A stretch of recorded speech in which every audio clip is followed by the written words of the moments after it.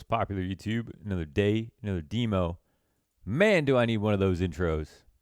For those of you who don't know, I'm going to be on HLTV Confirmed next week. And I got to get caught up. I'm 2 episodes behind. So me and Art are going to be guests. I'm going to be on Monday.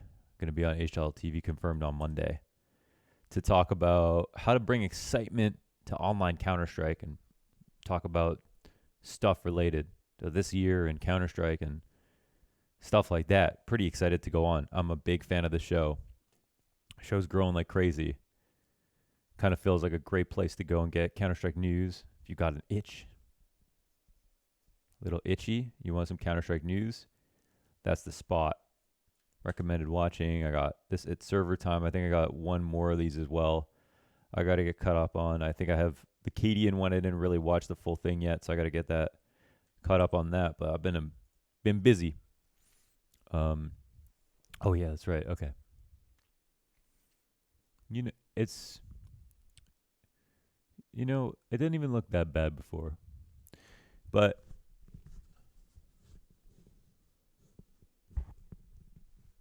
the fade's definitely better. And so I got a story because I finally got another haircut. On my search to find out if Danish barbers really got no talent. And I found a barber with talent, but he was from Brazil. On this week's BuzzFeed social media win of the week. That's probably what they call it. Shout out to Chuck Dat, regular YouTube viewer. He said, I need a haircut in Copenhagen tomorrow. Who has the plug? And then I, of course, learned Danish just to write this sentence. And got a bunch of people who replied. Shouts out to everybody who replied. But then Chuck Dat caught my attention with this. Okay, my brother was talking about a hairdresser who has a chalkboard, and then he draws out how you want your hair before he cuts it. Interested. Chuck Dat, how could I not? You knew I was going to be. Who wouldn't be interested? So I said, yeah, yes, yeah. And it brought me here. Lumi, okay? Wow. I thought I was going to come out looking like this guy. It's a good haircut. It was definitely very good. And what was really cool about this, check this out. I called in, and I asked. He said he's open. I was like, cool. A lot of barbers here are just so busy all the time, even though they got no talent. And I ended up at this shop. And that's why it's BuzzFeed social media win of the week. Or some stupid stuff like that. That would be the title, I think. Went to the shop. Here's my man, Lewis. Sure enough, he starts drawing on the chalkboard after I sit down. Doesn't prompt me, nothing. Just leads my chair over, starts drawing on the chalkboard. I was like, oh, damn, he's doing it. Like, that's cool. The haircut was very affordable compared to haircuts in Copenhagen. Got him to say Lau. Okay, Lau. Got Lau on the board here. Just drew it up. There it is. I like your cut, G. Pah! This was sick.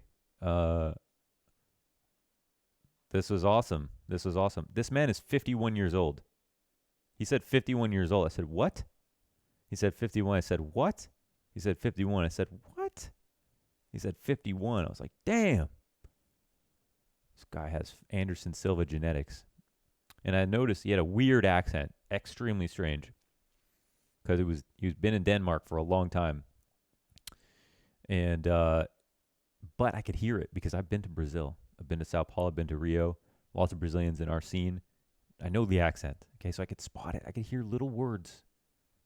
Little bits of Portuguese sounding sounds. And I was like, you from Brazil? He said, oh, how'd you know, man? And I said, I know, man. And he said, man, everyone thinks I'm Italian. And I said, no, I know. Okay, I know. I come from esports. We know accents in esports. And we started talking about it. This guy was a painter, a sculptor, a tattooist. He has a tattoo room in his shop. You can get a tattoo here too. All the art here, he's painted himself. This guy's lived a crazy life, multi-talented. And he just opened this barbershop 2 months ago. If you're in Copenhagen, I recommend going there. Super cool guy. And a very underrated aspect of going to a barber is them not talking more than you. Not to say you only speak when I speak, but more so, some days you come to a barbershop, you just want the cut. Some days you might feel a little bit more talkative. But the barber, I feel like, shouldn't be the one to set that mood, you know? I mean, they could be super interesting, but you might just be tired. You might just be in the middle of your day. You might just be going to get a haircut to go somewhere else. You know? And at first, he didn't say anything. Sat down, chalk drawing like that. Started cut my hair. And then he said something to his friend. I was like, are you Brazilian? He's like, yeah. And we started talking. Told me all about his journey. Freaking interesting, man. So give him a shout. And tell him you know Lau. All right? New shop. Go hit it up. I know a lot of you from Copenhagen. I know a lot of you from Denmark. Okay, because I know you got Astralis and with so much talent. Blame F and Config and friggin' Heroic. You got friggin' talent out the wazoo. So there's so many Danish fans out there. You guys are nuts, man. I'm trying to figure out, what is it about Danish people? Like, why are you guys so good at CS? Why do you have so many in-game leaders? Why do you have top, 2 teams in the top 5? Why? How? Tell me. Explain, man. I just don't get it. So we're going to, today, that's pretty cool, right? Just did that today. Today we're going to go to, we're going to watch the other virtus.pro CLOUD9 match. I just have to make sure I'm on the right scene. Flashpoint game yesterday. We're going to enjoy DJ's observing again. Quality observing by DJ. Made it so fun to watch. Let's go ahead and look at the first half of Overpass. And let's take a look at spots. Let's take a look at who's up front in some of these executes. Let's maybe find out why Floppy didn't have such a great series. Was he a bit nervous? Did he have some bad spots? Was he uncomfortable? Mezzi played really well. Amazing. Really was the standout player of the team. I was very impressed by the calling from Alex on Inferno, their CT stuff. And I was very impressed by Woxic. I thought he was doing a good job getting entries, looking very sharp. Let's look, man. Let's see what happened. Oh, on Overpass. This time we'll look at T side. Yesterday we looked at Inferno on the CT side. I want to know. Let me just make sure we're in the game here. I added the white border to the webcam. It's not exactly perfect like it was in Toronto. Frick me, I have to go on trusted moding. I played Danger Zone. Yesterday, so I went out of untrusted mode.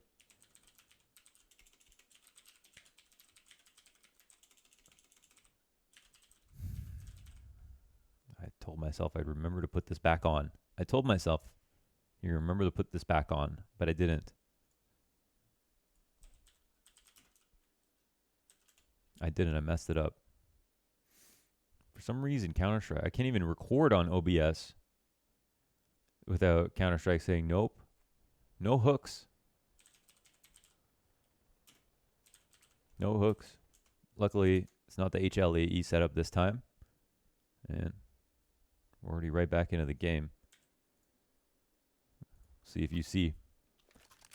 I think Overpass strategically. Gray map to include into the pool.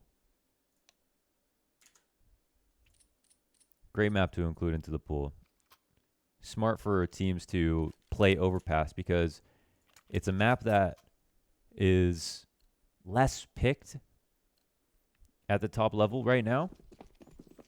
But I don't think it's a bad map or there's anything particularly wrong with it. I think teams just don't favor it too much. And teams like FaZe, they got Bosnians, Serbians. The Bosnians, the Serbians, they don't like Overpass. So they're not going to pick it. So if you have this map in your pool, you have maybe a free map sometimes in best of threes. I think it's a very smart map for teams to be playing right now. This is also one of VP's worst maps, which made this game particularly interesting, because this was supposed to be Cloud9's way back into the best of three. Yakinder said that he picked Inferno because he felt Cloud9 it would be too hard for them for a new team to be good at it. And he was probably right. They got stomped. Okay. The full exec here onto the site. Nobody is able to trade Sanji. Having a bit of the problem on the execute. That was a little bit strange. And this is a very, very good move.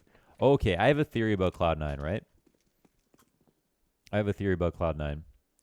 This team, in my opinion, inevitably will get to a very high level. Like, inevitably. Rolls and stuff like this is what a move, man. You gotta move. This is a mid-round play. Oh, that's the kill.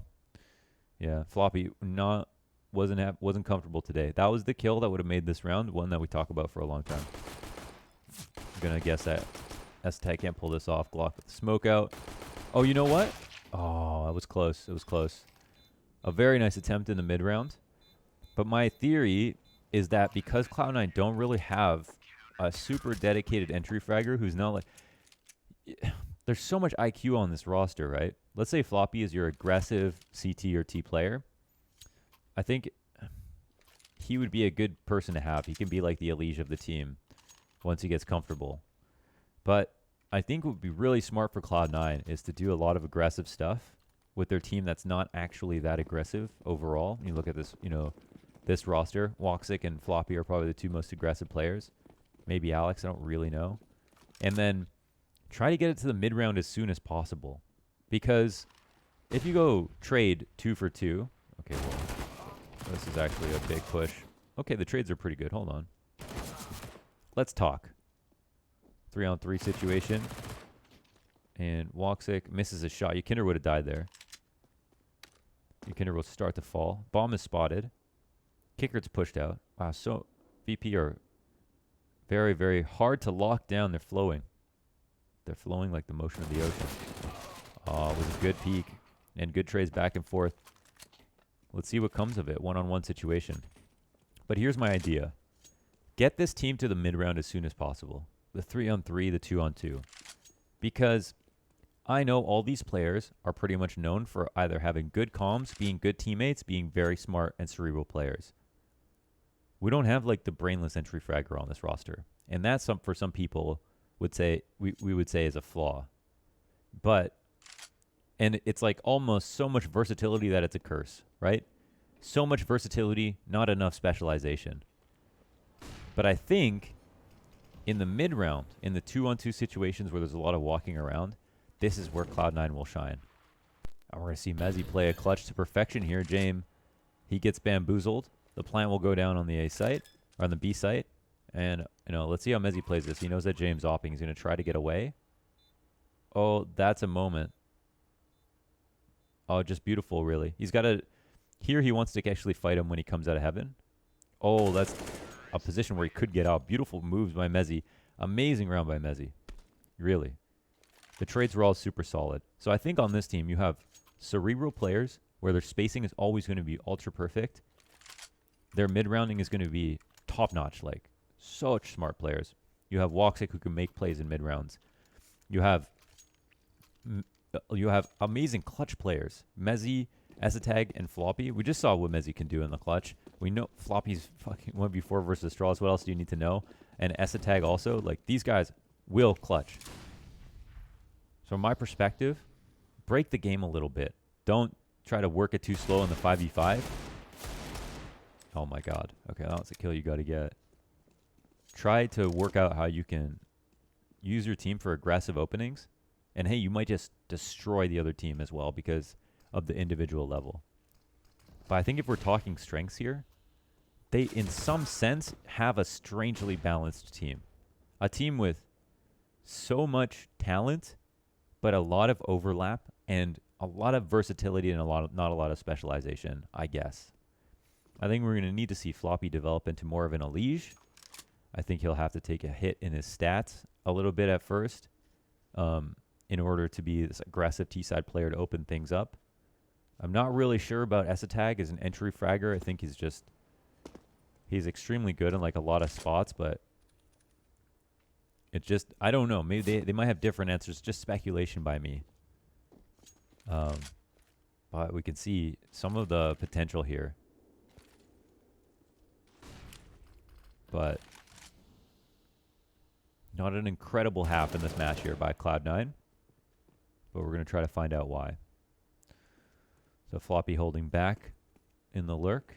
The CTs have not rotated at pretty much at all, so they can make their way up. They have to make more of a decision now. And Sanji could mess this whole thing up if he gets one kill. Okay, well, now I could potentially get two. James gets that. They can't even plant now. They took too long to make a choice. This is either the team talking too much or Alex not talking enough. It's possible for Woxic to win this. Actually, yeah. Okay, well, not bad. 2 incredible clutches already. We could see some of the entering is actually some of the problem. The opening kills, it feels like there always needs to be a refrag. And that's why the thought was, you know, would a Bubsky be a better addition to the team than Esatag? Because Esatag obviously raised his stock so much on Astralis with this run through ESL Pro League where they won 11 or 10 out of 11 best of 3s in a row and won Pro League. But it wasn't as an entry fragger. It just became clear at Pro League that Esatag could wear many hats and not just phone it in. He could also look viable at the top level in these different roles. So we'll see. Here's a kind of aggressive lurk positioning by Floppy. He'll move out. The flash is amazing. But the refrags are even better. And now it's a 4-on-1 situation. Perfect spacing. Your short guy comes up late. All of the monster players get out quickly. And yeah, we're seeing a lot of rounds where the opening kill is not happening for Cloud9, but the refrags are.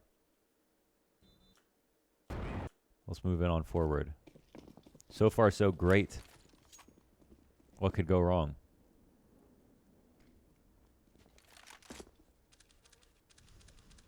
Again, VP made this match as hard as possible for Cloud9. No kidding, they really played awesome. Okay, there's the first kill. That's 1 kill, opened up, traded back. Let's see what it's like right now on the 4-on-4 for Cloud9. This is kind of the position I want to see, you know, right to the mid-round. Weaken the CT defenses. Scare them a bit. And I can see why Overpass might be a good map to highlight some of the kind of duo and trio communication on Cloud9. Great shot from James to pull this back. Cloud9 in a tough position, 50 seconds up. They're grouped for long here. And here's where I'd love to know what the comms are like. Who's calling? Who's taking control? Who's wearing the pants right now? And what size are those pants? Are they small, skinny jeans with cutouts on the knee? Are they bootcut jeans with dickies? Because we saw the time almost go dry. Clock almost ran out last round before they could execute. So they do this back, do their best to bring it back, but it's still a 2-on-4 situation. And they lose the op, but it's not recovered as well. Okay, a force buy. What's the strategy? Cloud9.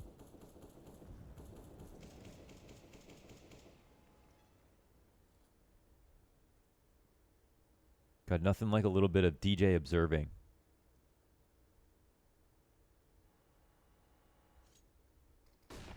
To make my life easier. Jump spot. They're trying to bait James' shot. They know he's here. No secret. They'll flash him back. Key here is continuation flashes. They want to take the site. No flash. He still is out of there. Alex knows he can't peek long. But they don't expect to rotate in. He didn't expect it at all. I think that nade almost kills Sanji. And Floppy gets a key kill. The bomb needed to get planted there, man. You can't do that. The communication's still a problem. The bomb needed to get planted before they had cleared the site. And there, they could have got the bomb down. They could have fallen back to after plant spots. And they could have been up 3 players with full HP besides Floppy. Woxic will have to do a lot. He knows what's coming. James wins this, though, right? No, Woxic. He's even better. They have no idea where it's getting stuck from, basically. That's a rip. Another round where right when they get to the site's communications off. Everyone's playing bumper cars, running into each other. Alex made a mistake going too fast. I mean, the rotation was very good from VP, I won't lie. He's read the 2A setup on long, and kind of knew that that's what they're going to fall back to, and Alex decided to grab space. I don't think it's not a wrong play. I'm just saying it was just didn't work out there. Okay, key trade. They get spotted on the pillar. Nice, excellent kill from Woxic as well. And Sanji back pit. He's in a strong spot. Yeah, gets to. Strong position. Good aim. I can kind of see what the issue is now. I mean, map control is going great. It's not like they're dying taking bathrooms control or getting into short B and getting mowed down and having no chance, right? We're not seeing that. All right, this is going to be a really hard round, okay? Because when someone pushes this far out to A, watch the clock, and then watch the CT rotations. They start to move over to a heavy long B lean, and they have a player pushed on short as well, and they have a big flank in position covering both choke points out. So not only do they have 3 players here, but Sanji is extremely confident he's about to see someone. That makes a big difference. It's not necessarily that he's pretty sure. He knows. So he'll get that opening kill. And now the pushes will come in as we see that it is going to be a B exec. A nice effort by Kickert. And Yakinder on the flank. He drops a shot. Smoke goes in. Good position here for Cloud9. Want to say. Alex will jump hit. So the bomb planted. He can potentially get to heaven. They know Yakinder's behind them. But killing Jamin and getting here will be difficult. We'll see if this is something that they try to do. And Yakinder is starting to make a lot of progress now. Love this smoke by James. Just makes a very hard situation to read. Flash to back pit. And Alex dies. Now Mezzi just has to hope they face him forward. And he'll find that. No way he clutches again, huh? Ah, no. James actually just continues moving up forward. And will stick the defuse. A nice attempt by Cloud9 once again. Bomb almost goes off on time alone. And this is a round that VP had a great strategy where they decided to go for the A control and had basically a lot of ways to win, right? That was one of the last draw situations for them, but they gave their B players confidence on trading out on the site. They all knew what kind of fights they wanted to take. They knew exactly where Cloud9 were. When Cloud9 didn't know, they realized it. Let's say Cloud9 could see every player on the map. They wouldn't have executed B in that same way.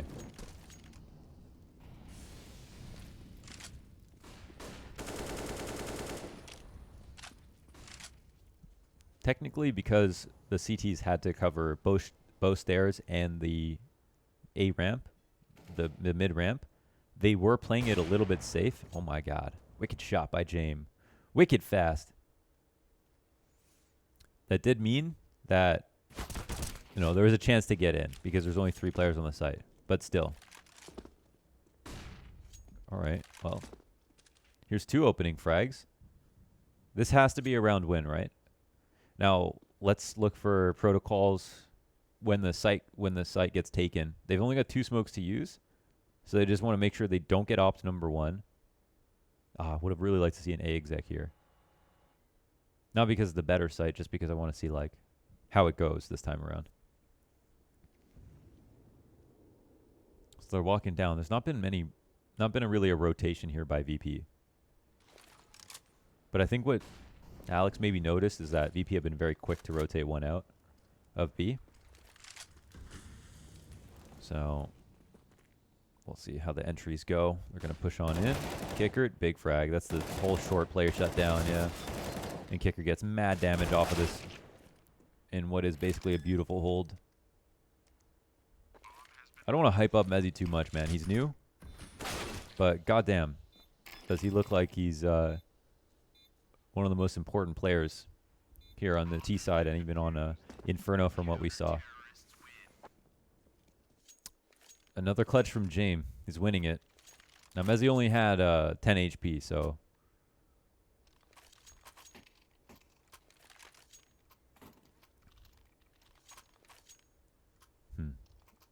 Another close call. Another situation. That could have kind of gone either way. I don't mind Cloud9 going B there, but Floppy's kill is very important, basically. Because you could see that Kicker or Buster, whoever it was, could fight short, could fight long from short with a teammate on pillar. Whereas if Floppy fights but doesn't die, Kicker cannot stand there, and he cannot fight long at all. He has to push short or fall all the way back or something. Or like take a huge risk and fight long and Floppy, you know, shoots him in the side. So either that could be looked at as a mistake from Floppy, or I don't know, whatever the call was wrong.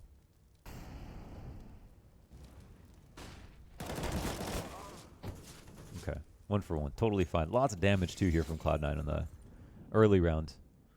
Another solid start. The entries are starting to come in a bit more.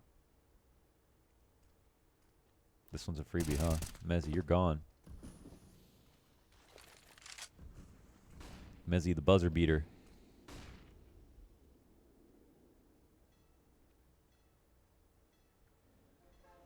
Look at this push, man.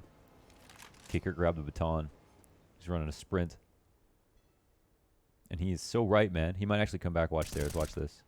Yeah, he is. Oh, such a good move here by Kicker. Oh, but they spot him. I don't know what he was going out that far for. It's the A-site open. Surely you don't lose this one, unless James decides to be a nuisance. S-Stack pushes up. James is in a good spot. Yeah, he grabs a kill, and he knows they always go top of the box. That's it. They always go top of the box, man. Even the best of them. Even the guy who knows how to get creative in the 1v1. They always go top of dice.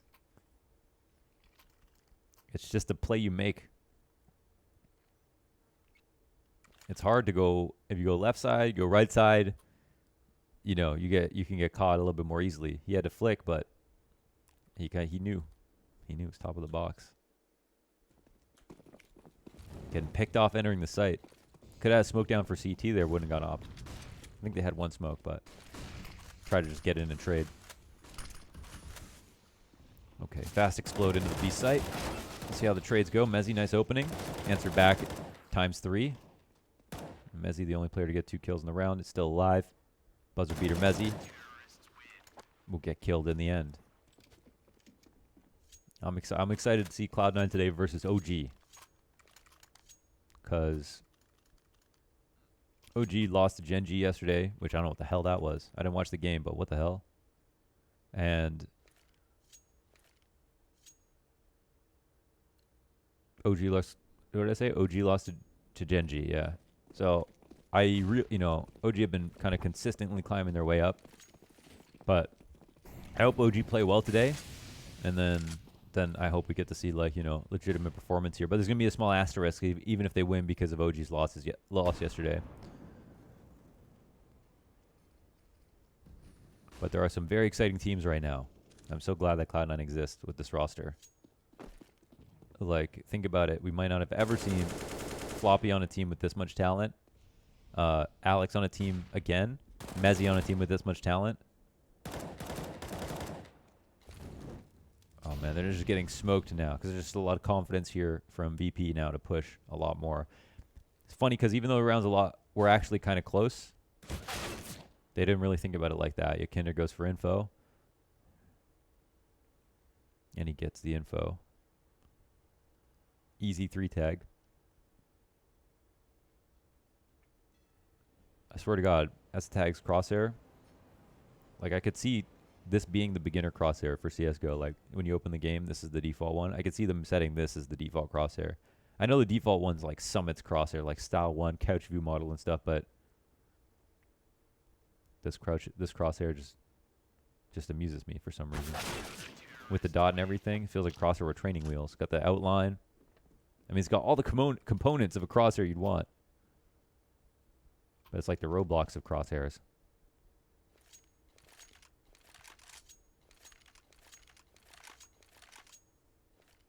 I don't want to see Mezzi be the best player on this team. Not yet. I think that would be very weird. That would be very weird. Right now it looks like, wow, how can this guy be so good? But they've got too many seasoned players for him to be the best player on this team. That would be a failure.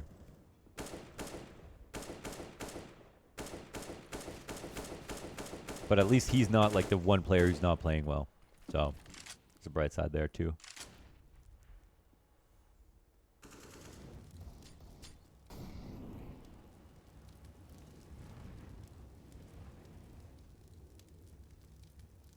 That's free? That's free. That molly was not deep at all. Or that molly was so deep actually. That could have been cleared. Mow down top long. Everybody's falling apart now. Let's see if Cloud9 can grab the final two.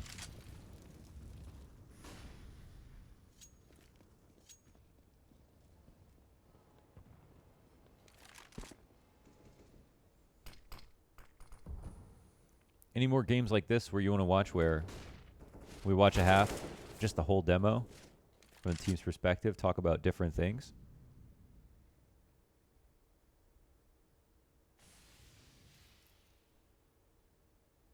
I'm interested.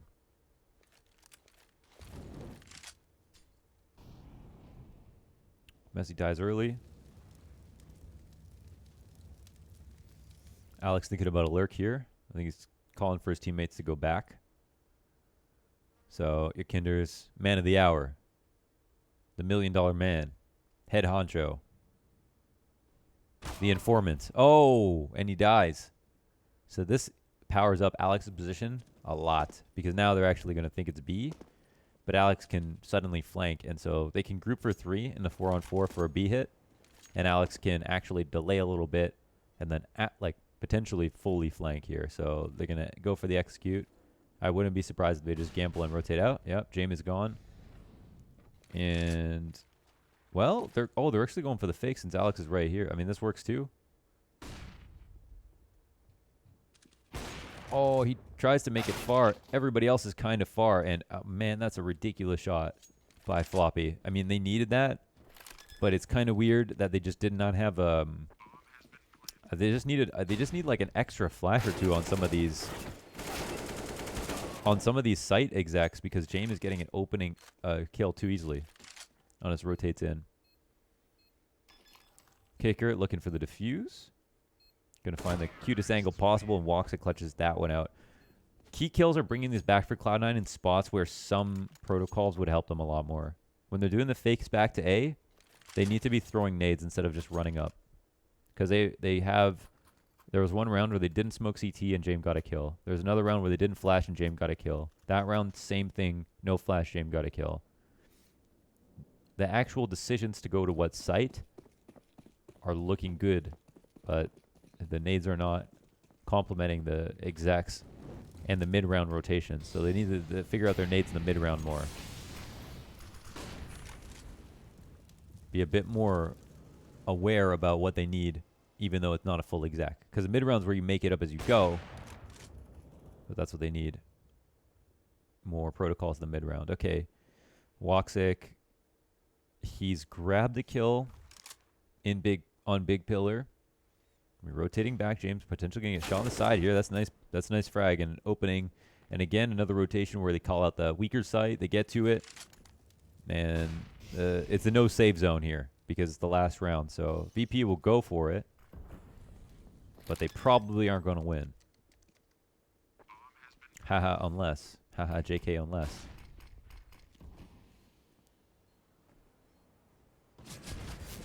Shy emoji. After plant spots are perfect. 2 Molotovs, 2 incendiaries. Let's see. Truck incendiary, maybe default incendiary. I don't know. 1 incendiary out. Alex falls back. They rush it. Counter flashes are good. Those are the kind of flashes we need for the post plants. They go ahead, give it their best shot. Nice try. Cloud9, 510F. Could have been a lot better, but could have been a lot worse. There was a lot of clutches both ways. James actually, there was like, I think 5 clutch rounds. Mezzy won, I think 2. Maybe Woxic won 1. James won 2 against them, even though I think he was favored in the ones he won. Mezzy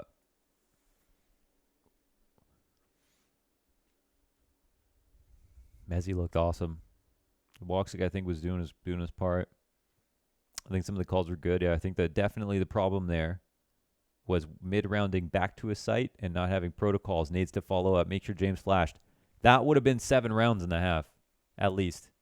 Not even counting ecos. Combined with the clutches, and it would have been way less deaths, right? They could still win, but a lot of these rounds, the kills are coming out where they shouldn't even come out. So that would have been way less deaths, and therefore a better economy, more chances to buy. I'm sure they know that, but if they don't, Josh Mix, get out of the way. Okay? I'm coming to analyze. I'm just kidding. I would never do that. I learned from Josh Mix. Not the other way around. Okay, so I'll see you back here for another demo. And I want to do more of these. I'm liking these. I'm going to do more kind of just team, DJ observing, maybe more Flashpoint stuff because some of these games storylines are actually interesting. Maybe we just do freaking Cloud9 week. Another Cloud9 game going on today in like an hour. I'm going to watch that. And tomorrow's First Strike Valorant tournament. Big tournament. We're going to be casting. It's going to be great. You should tune in. It's going to be on the Riot channel. Check us out. Thanks for watching. Peace out, y'all.